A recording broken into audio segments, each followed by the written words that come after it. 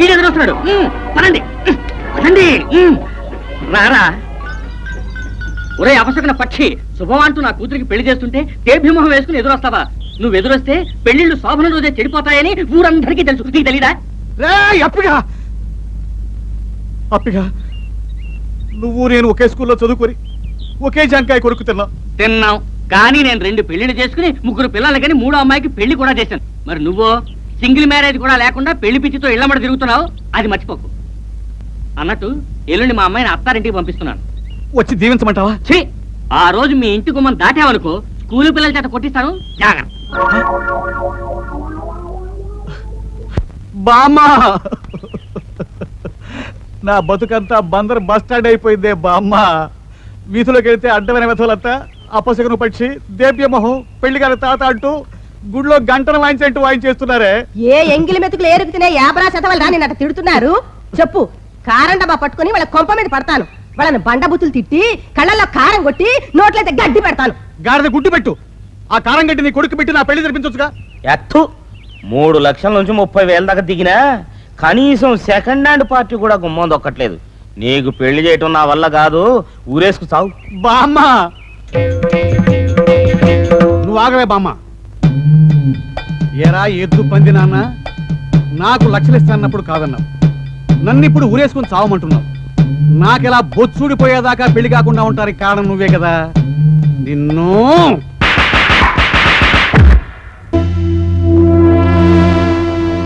ఇదిగో రాయలసీమ రౌడీలు, ఇంకా సేపట్ల శివయ్య గడి ఇటువైపే వస్తాడు. ఆడు శ్మశానానికి వెళ్ళేలోపు ఆడి శవాన్ని మీరు శ్మశానానికి పంపాలి. ఎత్తు అర్థమైందా? అర్థమైందా? ఆ నెట్టా లేపేస్తావు, మీరే చూస్తారుగా. ఇవాళతో ఆ శివయ్య గడి డమాల్. ఎత్తు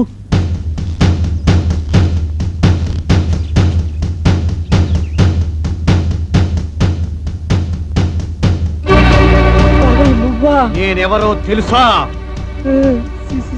శివయ్య. నమ్మేశా. నేనేం చేస్తానో తెలుసా? చంపేస్తాను.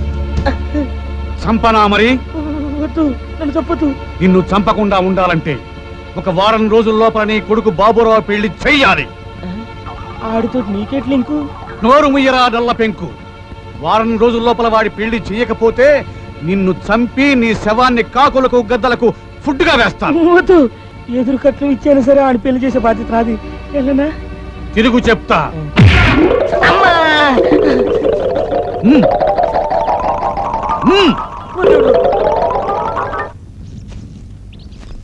ఏడ్రా శివయ్య గారు ఇంకా రాలేదు?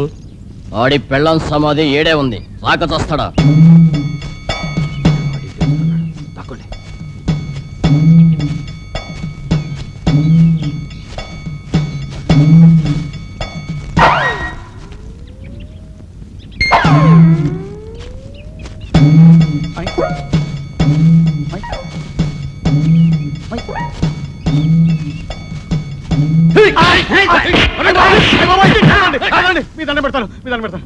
నిన్ను వదిలిపెడితే మా కూలి గిట్టదురా శివయ్య. నేను శివయ్యని కాదు, పాపారావు కొడుకుని, పెళ్లి కాని బాబురావుని.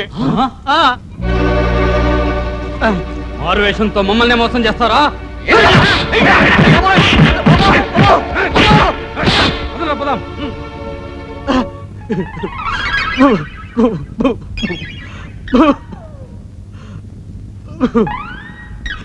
బాబా